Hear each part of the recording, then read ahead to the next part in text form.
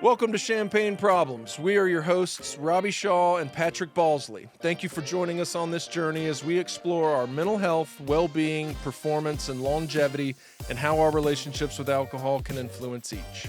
No shame, no labeling, no judgment, just curiosity. Welcome back, friends, family, and newcomers. Today we're having an exciting conversation with Susie Streelman and Peggi Cooney, the founders of Zeroproof Experiences. Zeroproof Experiences is an innovative venture that creates and hosts traveling weekend experiences called Sober in the City. This is where people gather in a designated city or town for a weekend and they enjoy planned events as well as all that locale has to offer, redefining the concept of fun without alcohol. The next event will be in Portland, Maine, the weekend of September 7th through the 10th. Go to zeroproofexperiences.com and enter Champagne Problems as the discount code for $100 off. Let's go to Susie and Peggi.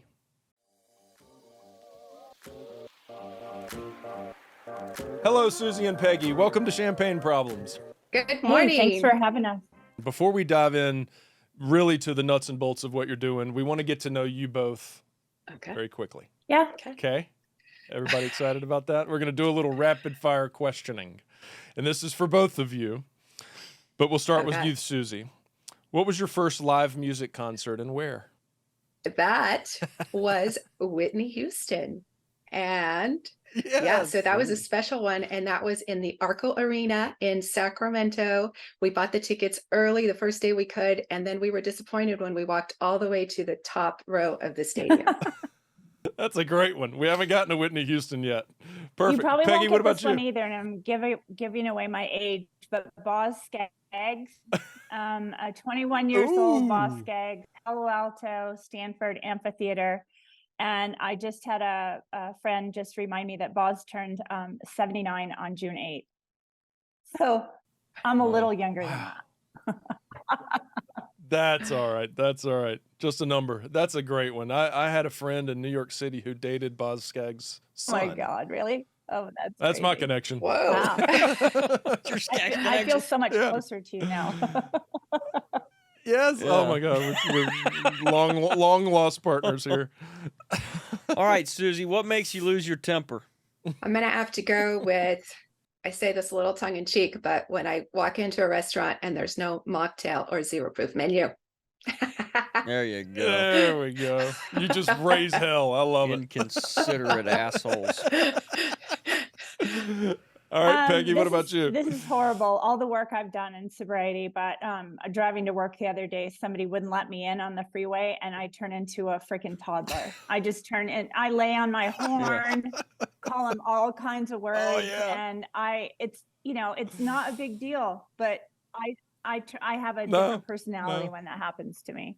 I love it. Not nice when people don't do that. It's not nice. Especially when they see you. That's the worst. Right. It's like it feels intentional. When they like look it's at you and they don't let when you they in, while you're locking eyes with them. Complete jerks.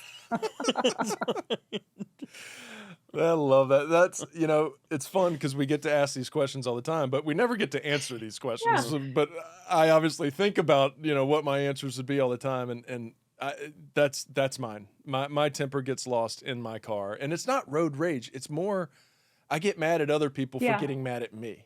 There you go. Like if I make a little mistake and somebody just lays into me, that's when I get really angry. I actually cut someone off a couple months ago, and I felt so bad. It was in the Target parking lot. So I got out of my car and went up to her car to apologize, and I scared the shit out of her.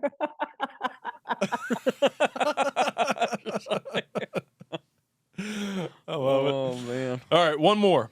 And this one's a little cerebral, if you will. Susie, if you could know the answer to any question in the universe, what would you ask? Ooh, yeah, that's a tough one. I guess maybe what is God's purpose for my life? Yeah. Good. I like that. I love it. Be a good one to know. Yeah, it'd be a good answer. Peggi? I guess for me, it would be, is there really an afterlife?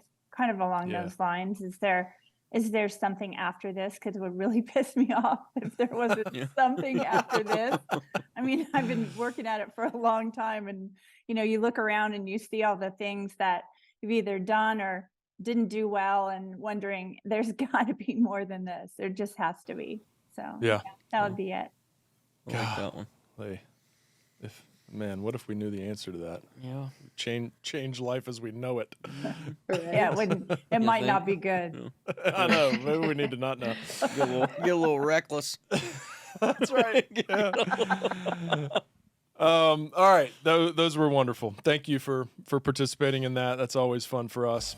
Today's episode is sponsored by Athletic Brewing Company, America's leading non-alcoholic craft brewer. Have you been thinking about cutting back on alcohol but still aren't sure if near beers are for you? Check out Athletic Brewing, the most decorated non-alcoholic brewer in the world. Athletic produces a wide selection of great tasting brews, including IPAs, Goldens, Darks, Lights, Sours, and more.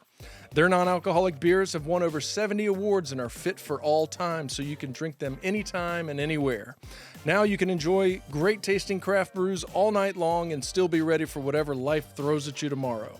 Right now, new Athletic customers can receive 20% off their first order when they visit athleticbrewing.com and use the code CP20 at checkout by August 31st, 2023.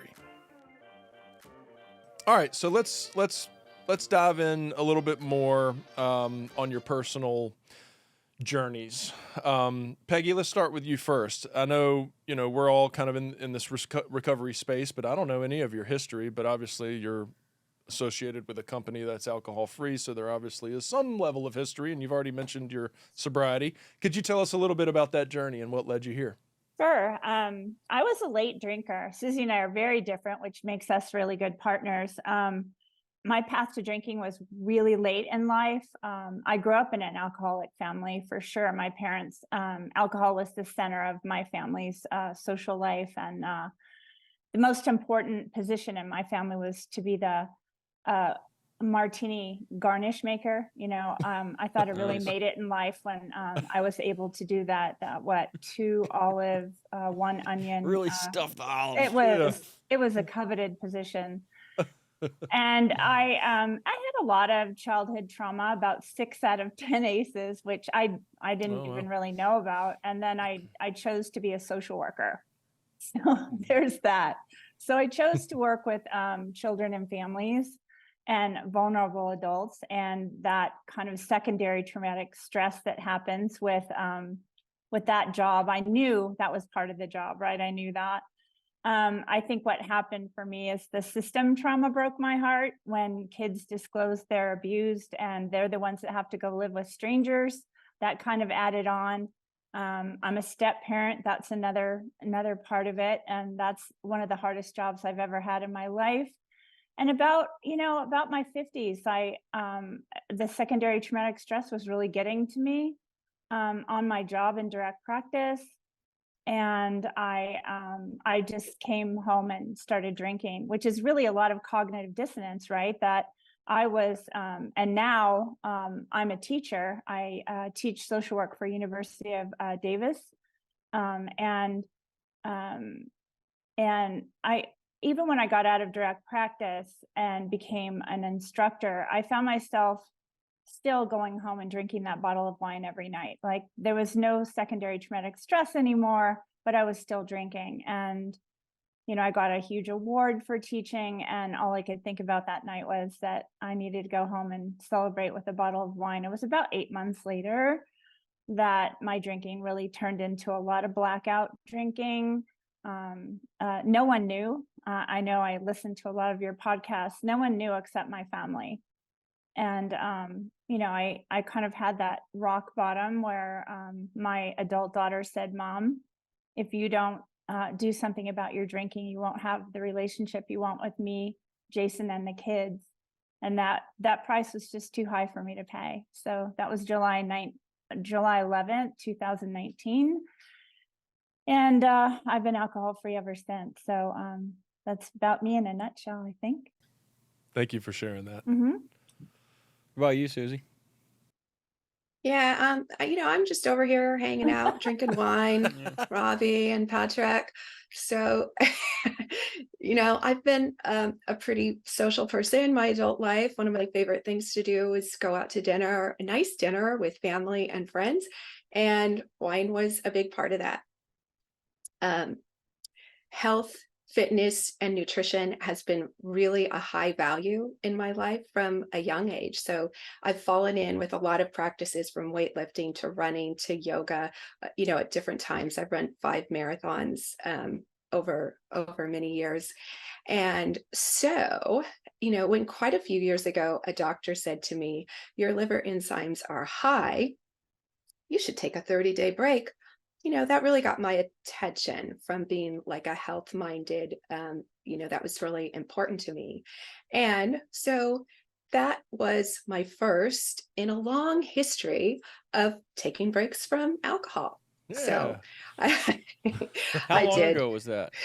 That was over a dozen years ago, probably Okay. closer to 15 years ago. Yeah. So, it took me a minute. I had a 30 days here, a couple of weeks there. I did a couple of Lent seasons, which I thought was an impressively long length of time. And so I think one thing, like taking these shorter breaks, like the art of alcohol-free socializing didn't really occur to me, right? I they were shorter breaks, so I think I stayed home more for one thing. And when I went out, I would just kind of quietly pour a glass of water, maybe even once in a while put it in a wine glass. But yeah, that didn't really connect the dots. Then, like at the end of the Lent season, I would pop a bottle of champagne and feel festive, and all was good, right? Just kind of keeping things under wraps. It was sometime mid-COVID, I would say, that I just decided, and you can read between the lines there, mid-COVID, I'm going to take a longer break. And so I signed up for a 3-month course with SoberSys. And at that time, I had I will say zero intentions of becoming a non-drinker. So it's a little ironic. I feel that I'm sitting right here today.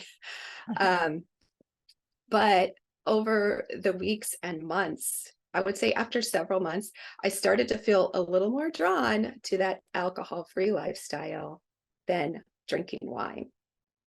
And yeah, I found myself saying, hey, I've hopped on the alcohol-free train and I don't feel like getting off yet. And still on that here. But, for me, the hardest part after a few months that I hadn't noticed, again, with the shorter stints, like you'd think you would be missing out the wine, the cocktails when out or at home. But it was really like the social questions, the expectations from others, and the inability to get an adult drink in a nice glass. So how did that kind of move into? I mean, so this is fairly recent. Right. So Yeah. how did the roots kind of draw down in terms of what this has turned into? Like how did it start? How did you all meet? Yeah. So let me just pop in. So around 6 months is when I kind of had an epiphany.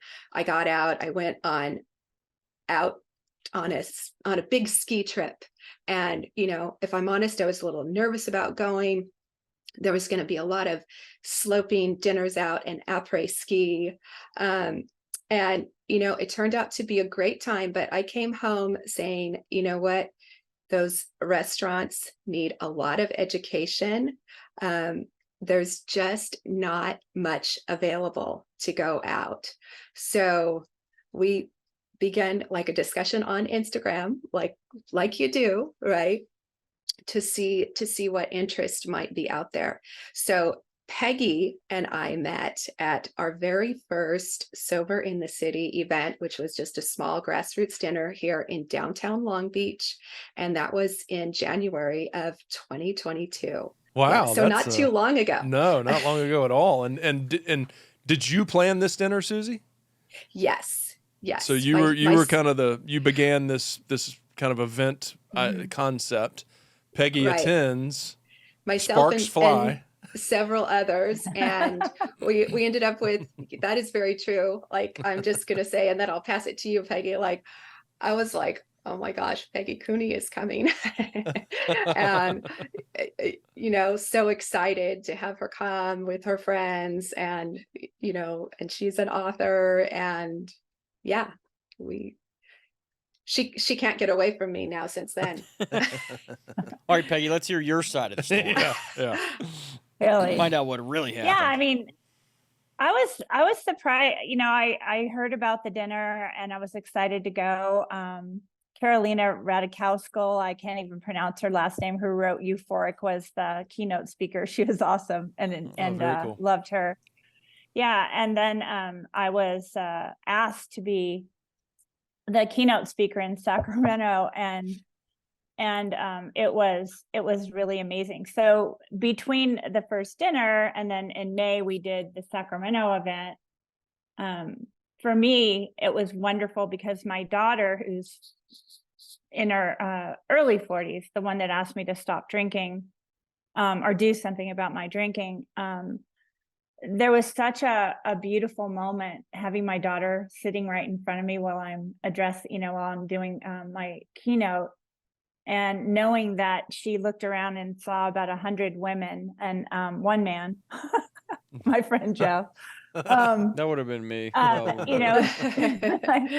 he was loving every minute of it, by the way. And it was such a beautiful moment for me, and such an appreciation, gratefulness for Susie, that I could show my daughter that sobriety wasn't in a basement, a basement of a church with a single light. And there's nothing wrong with AA. I'm not I think modern sobriety is just amazing, that we can sort of have our own smorgasbord. So, but I'm definitely a connector, and the dinner wasn't enough for me in Sacramento. So we happened to have a suite that was comped, and we started with sort of a meet and greet with charcuterie, and started there, and had different sparkling non-alcoholic drinks there, and that just sparked into what we did. We kept adding, and Austin got bigger and bigger, and then Palm Springs got bigger than that. And I know Susie can go into detail around that, but we just clicked together. We couldn't be any more different in our sobriety journeys, but I think that that's what makes us work, is that we just, what she doesn't think of, I do. And it's just been a wonderful partnership. So, yeah. Love it. Love it. Thanks. I didn't really think she would be that interested in, in this, but yeah, when Peggy, works on a project with you, she shows up, let me tell you. And so gotta have one of those. Mm-hmm. I need a couple of those. Peggy, you want to come do some stuff with me? Yeah. Well, that's great. That's great. So then you come together and you create a company called Zeroproof Experiences, and this includes different events, but one of those is Sober in the City, which is the one that we will be participating in. Let's talk a little bit about Sober in the City. So I know you already mentioned Austin and Palm Springs, but let's talk about those. What was the first one? Yeah, give us the deets. Or the first one away from your hometowns. Where was that? Austin? Yeah. Yeah, that Tell was us about Austin. That one. Yeah, and we did get feedback that, hey, maybe we'd like a little more of a destination, than nothing wrong with Sacramento, Peggy, but yeah, so we hit up Austin, and we had a group of people there on the ground to support us and come up with activities. It kind of blew up on us. We ended up with 150 people there in Austin. And how many were you expecting? We were hoping for around 100. Yeah. And yeah. That's so sweet. Was Chris Marshall, we totally was Sandsbar a part of that? He was. Great. Yes. Yeah. Great. We chased him down because he is such a part of the alcohol-free huge community there. And I know there's a large alcohol-free community in Maine as well. So like in Austin, we ended up having a day's worth of activities, just optional, And then again, we had a meet and greet Friday night, which Peggy hosted, and we're excited about Champagne Problems hosting that in Portland, Maine. So that's going to be cool. But, it's nice to have a variety of activities where, you don't just have to walk into a big dinner party cold in a way, So for example, like Friday afternoon, something that we started just in Palm Springs was a solo social.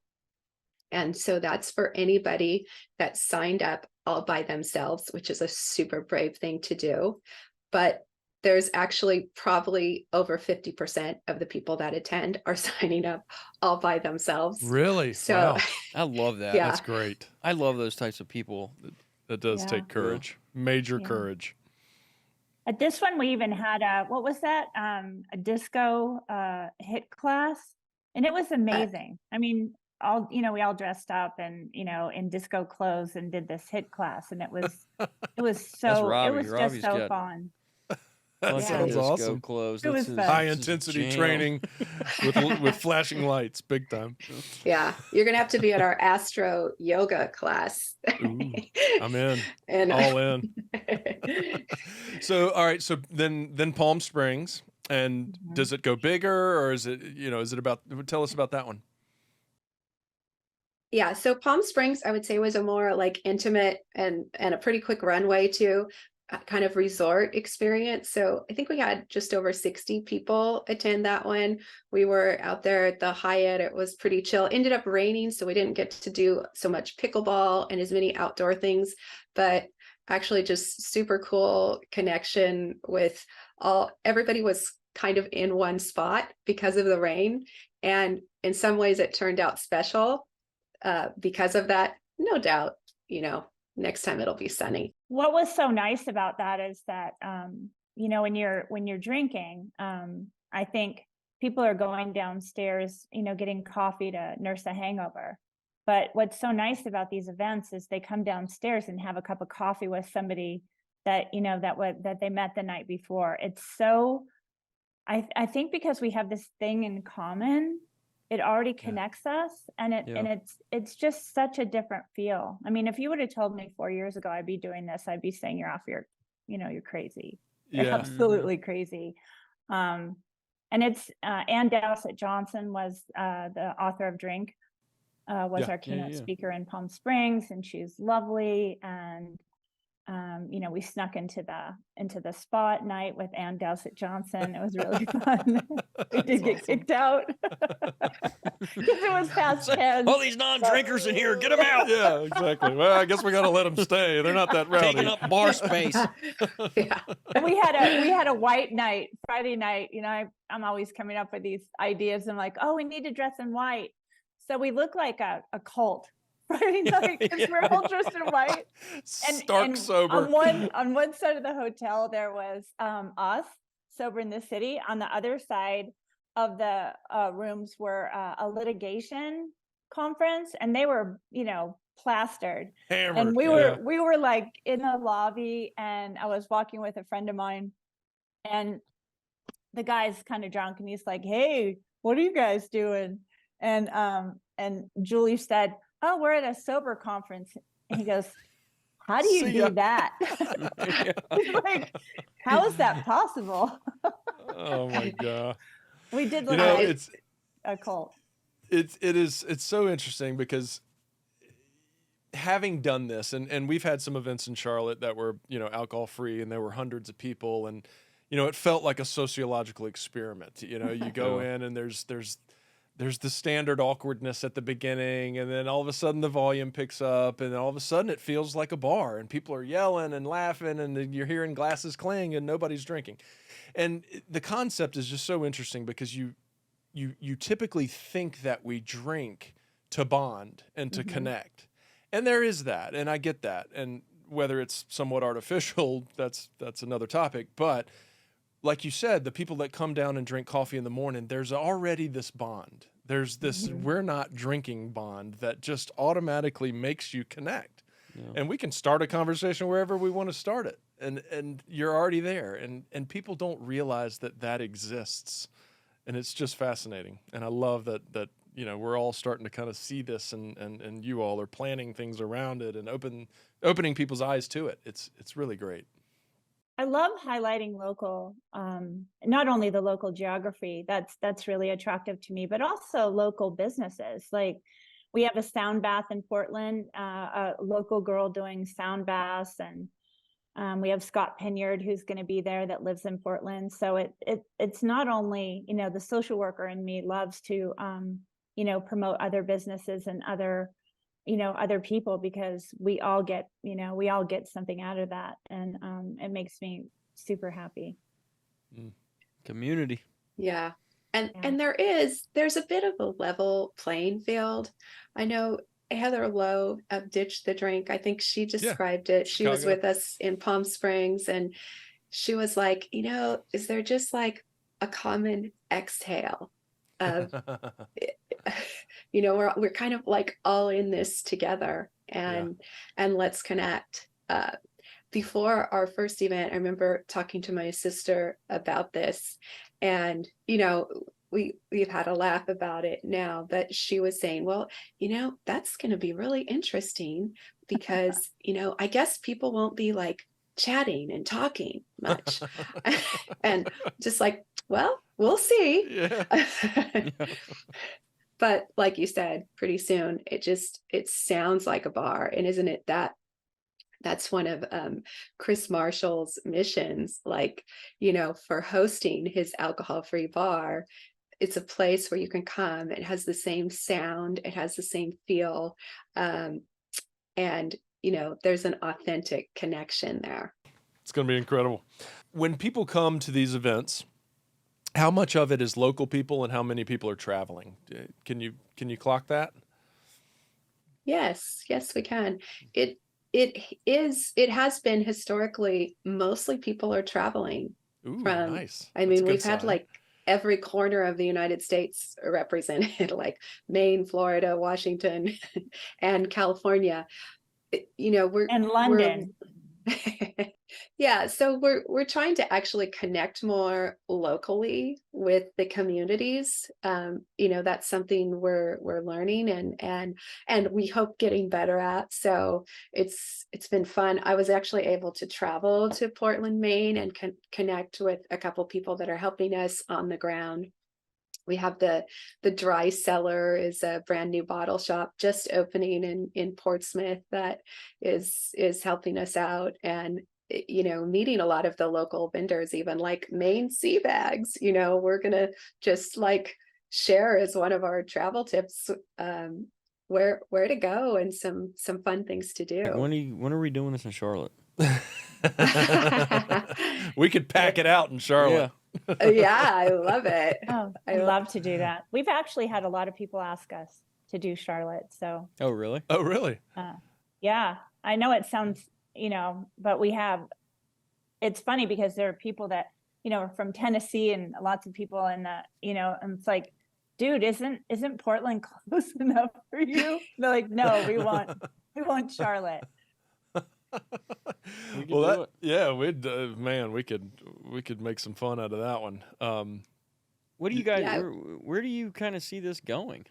I mean, and like in terms of, I don't know, scalability is probably not the right word, but like mission, vision, what's this going to look like in 5 years? Yeah, that What is do you want it to look like? That is such a good question, Patrick, right? Because it's amazing how much this space has changed in 5 years. Yeah. I actually went to lunch at a friend's house, and I brought a bottle of alcohol-free wine. And she's like, hey, I've got this bottle of alcohol-free champagne in my refrigerator. Don't worry. And she's like, but it's been there for 5 years. So she pulls it out. It's a bottle of free. She opens it, and it tastes just like Martinelli's, to be honest. I don't know if it's because it's old and I said, yeah, you can just let that one go, because in the last 5 years, this whole space has completely changed. And there's so much more that exists. So we're kind of on a 1 year at a time, but definitely, we're excited to to grow into some new experiences. We have, 12 months booked out right now. We're planning Portland, Maine this fall with you guys. We're already making a lot of plans for Tampa Bay, Florida next February. Yes, I love Tampa Bay. Bali in the summer, so that's huge. And cow. check me off for that one. And then we're planning to be in Seattle next fall of 2024. So, it is kind of a mix of places where there is like really a strong alcohol-free community in places like Maine and Seattle.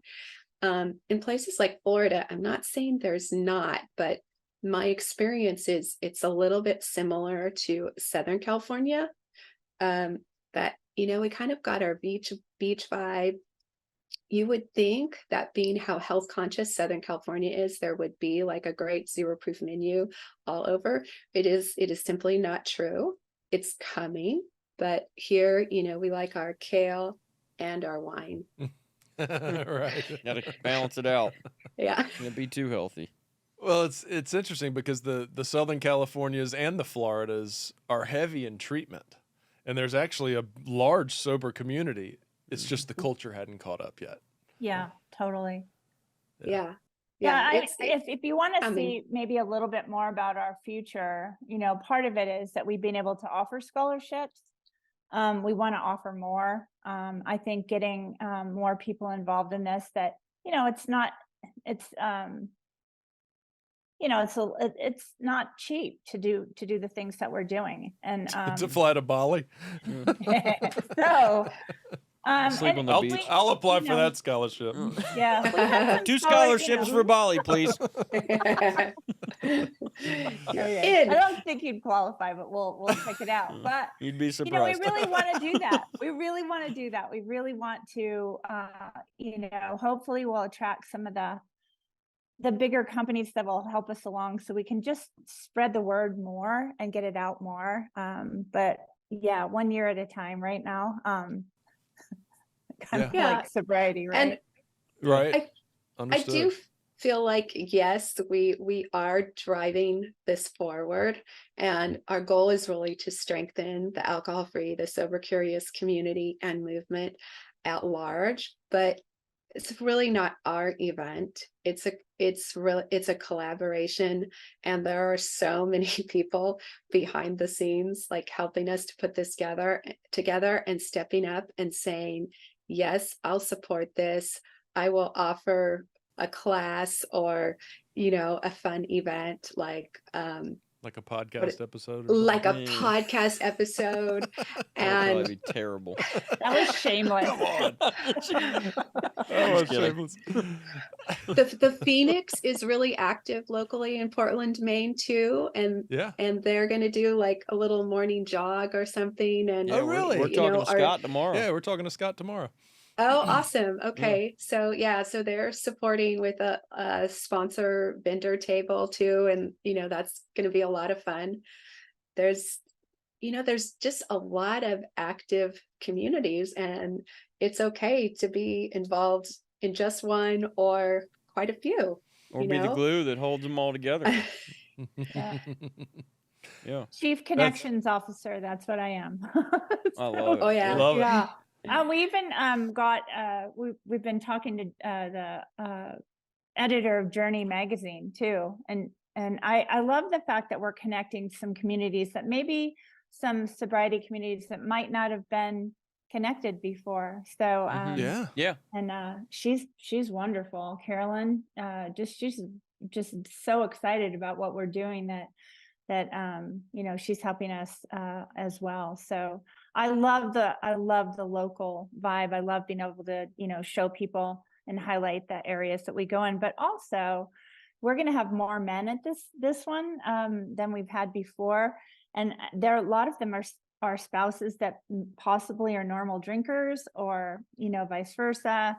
Not for long. And I love that too, because I think, I do things 150%, and my husband thinks I'm having an affair with recovery because I'm so involved in it. That'd be okay. We'd let that one slide. Do you have another slide. meeting tonight? Do you have something else? Not enough of you getting I'm like, better. could you just be quiet for an hour this morning because I'm on a really important podcast this morning and I need you to be quiet? And he's like, oh my God, really? So yeah, it's awesome. just lovely. It's just awesome. That is Paul. great. All right, so this is all wonderful. Let's do one heavy promotion for the Portland event. I know we've talked about it throughout our conversation, but let's just put it. Let's do the website, where to get tickets, how much they are, discount. Let's do it all right now, and so our listeners can jump on that if they're available and want to go. Yeah, and what's going on? And what's going on? Yeah, can we like kind of break real or quick kind of breakdown? Break it down. Let's do it all right here. Okay, I'll start. Go. I'll start first, I guess. Woohoo, Portland, Maine. But I've been, yeah. I went to Maine for the very first time, and yeah, I'm from California, so it's a little bit hard to get to for us. She is special. I fell for her. So we're super excited to be on the East Coast. People have been asking for the very first time. We have a lot of activities. We have a solo social. We have a meet and greet ecstatic dance with Danny and Helenita from Sipple, who are also going to speak with us. There's just all kinds of activities like astro yoga, a photo walk, a sober sex chat, a journaling. We're going to ride the ferry over for a multi-course dinner onto Peaks Island. If you're from Maine, you know about that. Yeah, so we have like a really big dinner Saturday night is part of the festivities. That's, really like the main event, if you get me. And a sound bath. So it is packaged as a weekend experience. So Friday through Sunday morning. We do have an extended package, which includes a sunset cruise on a schooner in Casco Bay Thursday night, if that, so works out for you. We just wanted to have something for people to do that do want to arrive early and spend an extra day or two in Maine. So the whole classic experience price, I believe, is $683 right now. And we're offering $100 off with your discount code Champagne Problems. You can find all that information at zeroproofexperiences.com. Wonderful. Patrick and Robbie, can I ask you to share who you'll be interviewing on your panel Friday night? Oh, yes. So, Friday night, Patrick and I will be co-facilitating a panel. We're still working through the content and the topics that we're going to discuss, but we've got 3 experts coming onto the panel, and they've all got their kind of areas of expertise that we're going to try to draw from. So we haven't quite organized that exact conversation, but those 3 people, first one is Laura McCowan. A lot of people know who Laura McCowan is. In fact, she's on our show. She's coming back on our show. Oh, really? She wrote We Are the Luckiest, and she's got the Sober Community. Is it by the same name, We Are the Luckiest, or is it something else? It is by the same name. The Luckiest Club. Yeah, the Luckiest Club. That's right. TLC. Right. Yeah. And then the second person is Tammy Valicenti, and she is a trauma specialist, and she lives in Western Mass, and she has been on our show. We got She is a beautiful human being. I can't wait to meet her. I cannot wait to meet her. She is a delightful person. She is an incredible professional. Her expertise in the trauma world, I'll be open about it. I see her personally. She's changed my life. We know lots of people that see her in a clinical space, and she just does tremendous work.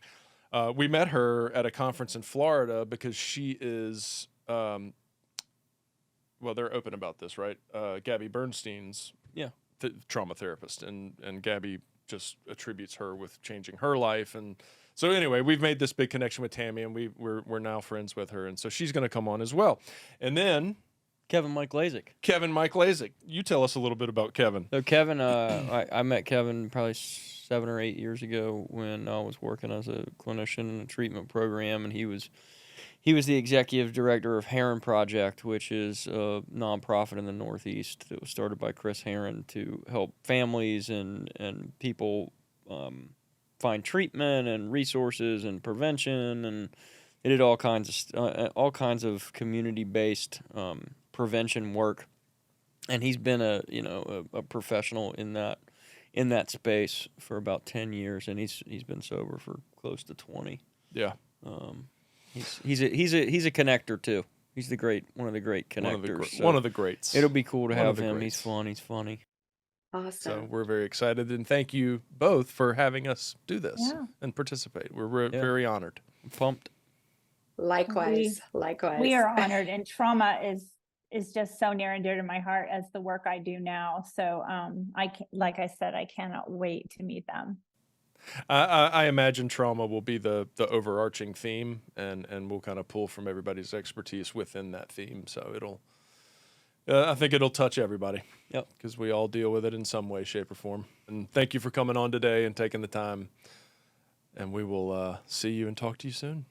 Thanks. Cheers.